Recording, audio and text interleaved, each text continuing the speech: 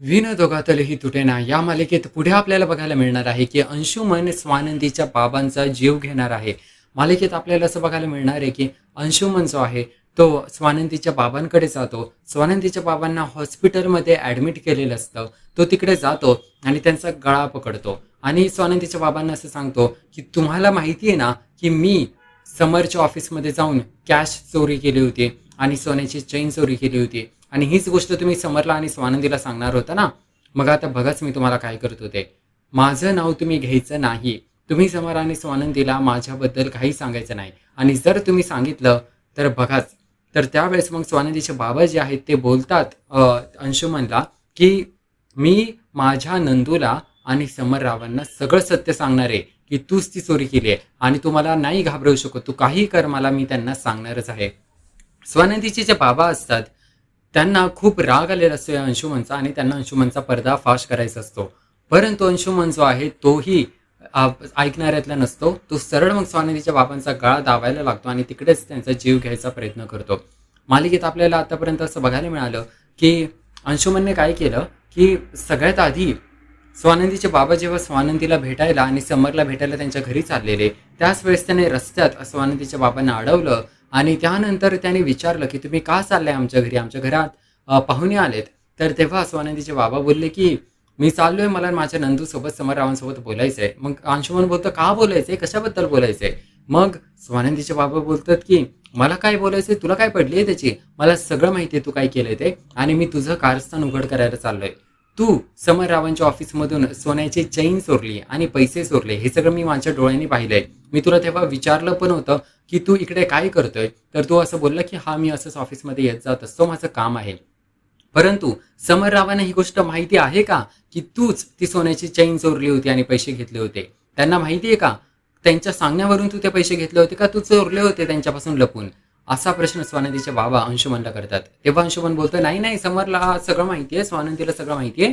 मी तिकडे ते पैसे आणि सोन्याची चेन समरसाठीच घ्यायला आलो होतो, त्यांनीच मला ते काम दिलं होतं. परंतु स्वानंदीच्या बाबांना लक्षात येत हा ततमम करतोय, खोटं बोलतोय, कारण त्याला बोलताना खूप भीती वाटत असते. स्वानंदीचे बाबा बोलतात ठीक आहे, जरी तू समरच्या सांगण्यावरून ते पैसे वगैरे घेतले असतील तरीही मी घरी जाऊन त्यांच्यासोबत बोलणार आहे, कारण मला त्यांच्यासोबत सगळं बोलायचं आहे आणि मला सत्याची शहानिशा करायची आहे. हे ऐकल्यावर अंशुमनला खूप मोठा धक्का बसतो. त्याला खूप जास्त टेन्शन आलेलं असतं की आता त्याचा सगळा प्लॅन उघडकीस होईल, त्याचा पर्दाफाश होईल आणि मग समर त्याला मोठी शिक्षा देईल. त्या कारणासाठी अंशुमन जो आहे तो स्वानंदीच्या बाबांना खूप समजवण्याचा प्रयत्न करतो. ते ऐकत नाहीत. मग ते सरळ चालायला निघतात तर अंशुमन त्यांना असा धक्का मारतो. स्वानंदीचे बाबा पडतात, त्यांचं डोकं नेमकं एका दगडावरती लागतं, डोक्यातून रक्त यायला लागतं, ते तसेच बेशुद्ध पडतात. आणि मग तो आता खूप घाबरलेला असतो हे सगळं बघून की त्याने धक्का काय मारला, म्हातारा पडला असं तो विचार करतो आणि तो पटकन मग पळत पळत त्याच्या घरी जातो. घरात आपल्याला असं बघायला मिळतं की स्वानंदी, समर, काकू सगळे लोक जमलेले असतात आणि तिकडे अनुष्का नावाची एक मुलगी असती. जे घाडगे कुटुंब असतं त्यांचं स्थळ, ते स्थळ बघायला आलेले असतात आणि म्हणजे त्यावेळेस अंशुमनचं आणि अनुष्काचं लग्न ठरणार असतं. तर अंशुमन तिकडे आलेलंच नसतो. तिकडे सगळे लोक जमलेले असतात आणि चिंगीला हे सगळं बघून खूप जास्त त्रास होतो, कारण चिंगीचं अंशुमनवर प्रेम आहे.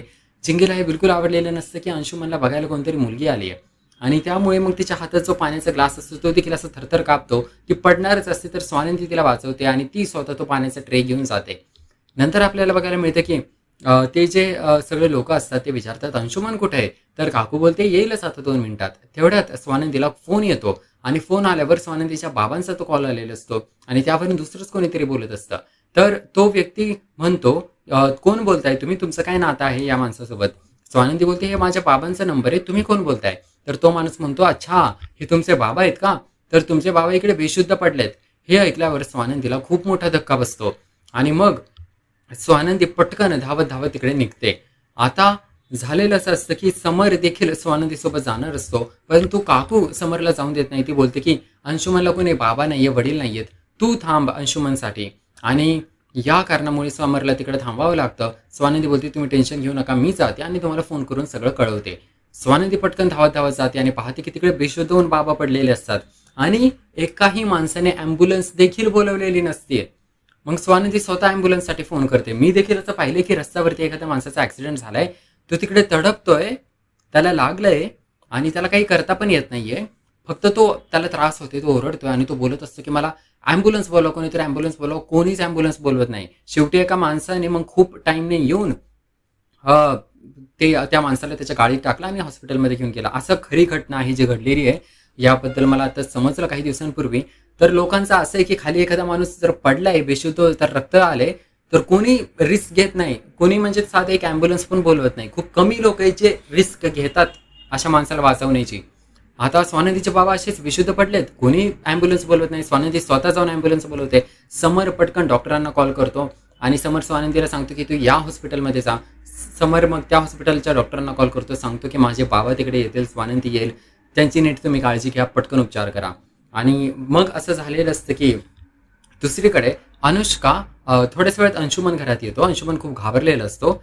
अंशुमन घाबरलेल्या अवस्थेत असतो. त्याचा हुलिया नीट नसतो. मग त्याला कपडे बदलून वगैरे यायला सांगते त्याची आई. तो कपडे बदलून येतो. अनुष्काचे घरचे आणि काकू सगळे पूर्ण चर्चा करतात आणि त्यावेळेस होतं असं की ते सांगत असतात की आम्ही आमच्या मुलीचे, अनुष्काचे खूप लाड केलेत. आणि त्यावेळेस मग काकू बोलते, हो आमचंही असं आहे, मलाही देखील 2 मुली आहेत, मी देखील त्यांचा भरपूर लाड करते. परंतु आजी असं बोलते की पण आमची इच्छा आहे की आमच्या घरातल्या सुनेने फक्त म्हणजे आराम नाही केला पाहिजे, घरी बसून नाही पाहिजे, त्याने काम देखील केलं पाहिजे. आमच्या घरातले स्वानंदी खूप काम करते, पूर्ण घर सांभाळते, आम्हाला अशी सून पाहिजे, मला स्वानंदीसारखी सून पाहिजे. आणि समर देखील स्वानंदीचे भरपूर कौतुक करतो. त्यावेळेस आता काकू बोलते की हे बघा जरा स्वानंदीचं आणि आमचं जरा वेगळं आहे, आणि असं दाखवून देण्याचा प्रयत्न करते की मी तर खूप लाड करते माझ्या मुलींचे. नंतर मग अनुष्का आणि अंशुमन हे दोघे अख्खं घर फिरतात, ते घर बघतात, त्यांचं मोठं घर असतं आणि दोघे एकमेकांसोबत चर्चा करतात. आणि तेव्हा चिंगेला हे सगळं पाहून खूप जळफळाट होतो, खूप त्रास होत असतो. आता स्वानंदी तिकडून गेलेली असते, चिंगेला ते कामं सांगत असतात की आमच्यासाठी लिंबू सरबत घेऊन ये, हे घेऊन ये, ते घेऊन ये. आणि तिचं बिचारीचं लक्षच नसतं, ती एवढ्या टेन्शनमध्ये ती सातव्यात गेलेली असते बिचारी पोरगी, आणि तिचं लक्षच नसतं कुठेच. ती फक्त बघते, आ हा आ असं असं करत असते. आणि बिचारी मग तिला दोनदा दोनदा सांगायला लागते एक एक गोष्टी. असं होतं. काकू बोलते की आजकाल आम्हाला चांगले नोकर पण भेटत नाही, ही जरा नवीन आहे, आमच्याकडे काम करायला आली आहे, तिला समजत नाही कसं राहायचं, पण तुम्ही टेन्शन घेऊ नका. असं काकू त्यावेळेस वेळ निभावून घेते. नंतर आपल्याला बघायला मिळतं की ते अंशुमनला आणि अनुष्काला विचारतात, तुमचं काय ठरलंय, एकमेकांना तुम्ही पसंत आहात का?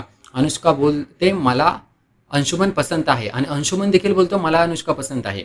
हे ऐकल्यावर सगळे लोक खूप खुश होतात. परंतु चिंगी, बिचारी चिंगीचं हृदय तुटतं.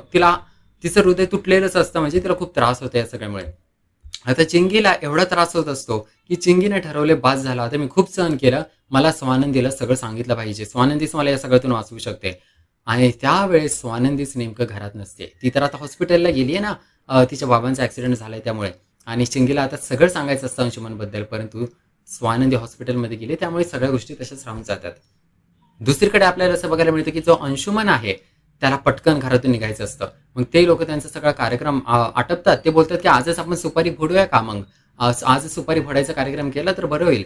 आणि त्यांनी 3च दिवसावर साखरपुडा देखील ठेवलेला असतो. परंतु त्यावेळेस मग समोर बोलतो की नाही नाही, मला वाटतं आज नको करायला, तुम्ही ऐकलंच असेल की स्वानंदीच्या बाबांचा ॲक्सिडेंट झालाय, मला तिकडे गेलं पाहिजे, आपण एवढ्या घाईत गोष्टी नको करायला, थोडे दिवस थांबू. असं बोलून समोर तिकडून निघून जातो. अंशुमन देखील धावत धावत तिकडून निघणार असतो, परंतु काकू त्याला थांबवते. काकू बोलते, काय खुश आहेस का, तुला पोरगी बघितली? आणि त्यावेळेस मग अंशुमन बोलतो, थँक्यू थँक्यू थँक्यू, परंतु तो टेन्शनमध्ये असतो. मग काकू बोलते, आपल्या कामाचं काय झालं? अंशुमन बोलतो, काय काम? तर काकू बोलते, अरे तू स्वानंदीच्या बाबांना भेटायला जाणार होता ना, त्याचं काय झालं? आणि मग काकूच्या लक्षात येतं, अरे बाप रे, आपण अंशुमनला स्वानंदीच्या बाबांना भेटायला बोलवलं होतं, आणि अंशुमन घरी यायच्या आधी स्वानंदीच्या बाबांचा ॲक्सिडेंट झाला. याचा अर्थ आपल्या अंशुमनने तो ॲक्सिडेंट घडवून आणलाय. अंशुमन बोलतो, नाही नाही, माझा काही संबंध नाहीये. परंतु काकू तिच्या मुलाला चांगल्या प्रकारे ओळखते, तिला माहिती आहे हे सगळं आपल्याच मुलाने केलंय. त्यामुळे मग ती बोलते, अरे मी काय तुला आज ओळखते का, मला सगळं माहिती आहे तुझं. आणि त्यावेळेस अंशुमन सांगतो, हो मीच केलं, मला काय माहिती तो म्हातारा असला, लोळा पांगळा असेल की मी त्याला एक धक्का मारला की तो पडेल लगेच. आणि त्यावेळेस काकू बोलते, तुला माहिती आहे ना तो म्हातारा कसला आहे, त्याच्यात काय शक्ती नाही आहे त्याच्या शरीरामध्ये, तू त्याला एक धक्का मारला, तो पडला, लागलंच ना त्याला. आणि त्याला मग एवढं लागलेलं असतं. आणि आता काकूला खूप टेन्शन आलेलं असतं, कारण जर त्या माणसाला शुद्ध आली, म्हणजे स्वानंदीचे बाबा नीट झाले, तर ते सगळं सांगून टाकतील, मला या अंशुमनने धक्का मारला, आणि त्याचा सगळा पर्दाफाश देखील करतील, त्यांनी जी चोरी केली होती. या कारणामुळे आता अंशुमनला खूप टेन्शन आलेलं असतं, आणि काकू जी आहे तिला देखील खूप टेन्शन आलेलं असतं. काकू बोलते, तू काय केलं रे, या घाडगेंसोबत आपलं लग्न चाललंय आणि त्यांना जर कळालं तू असल्या हरकती केले तर काय होईल. आणि त्यावेळेस अंशुमनलाही टेन्शन आलेलं असतं. आणि मग काकू फक्त बोलते तू काही करू नको, फक्त डोकं शांत ठेव तुझं, तू जास्त काही करू नको. परंतु अंशुमन खरंच डोक्याने जरा सटकलेला आहे, कारण तो काय डोकं शांत ठेवत नाही. मालिकेच्या पुढच्या भागात आपल्याला बघायला मिळणार आहे की तो स्वानंदीच्या बाबांचा जीवच घेणार आहे, म्हणजे ऑलमोस्ट तो जीवच घेणार आहे. मालिकेत पुढे आपल्याला असं बघायला मिळतं की स्वानंदीचे घरचे जमलेले असतात तिकडे हॉस्पिटलमध्ये आणि स्वानंदीच्या आईच्या एक लक्षात आलेलं असतं की अरे बापरे, आपल्या बाबांचा जर ॲक्सिडेंट झालाय तर हा ॲक्सिडेंट त्या बाईने घडवून आणलेला असणार आहे.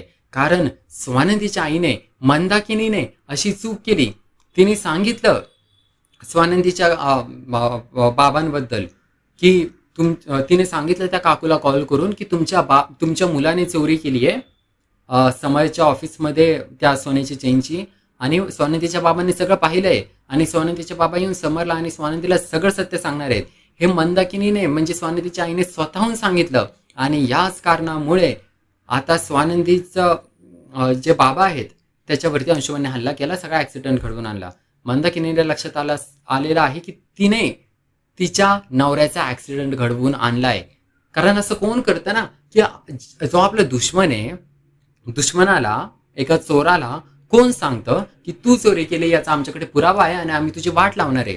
असं बोलल्यावर तो चोर काय करणार, ऑब्व्हियसली चोर मारणार आपल्याला. आणि तसंच तर झालंय. स्वानंदीच्या आईला एवढं पण लक्षात आलं नाही आणि तिने परत माती खाल्लेली असते.